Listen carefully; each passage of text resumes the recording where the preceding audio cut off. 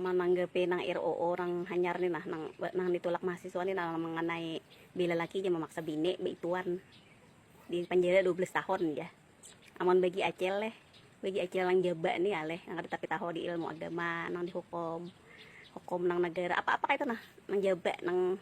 bebakti lah lakihan kayak itu bila asal kada hendak asal apa awak imbah membetang dihentai kenapa ngalihnya asal lucu ada juga pun kayak itu nah, dipaksa aja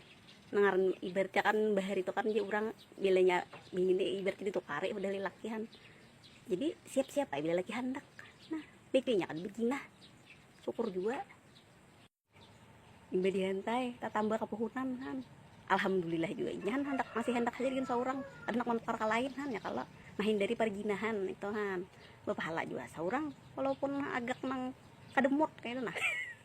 asal lucu aku jadi kayak ini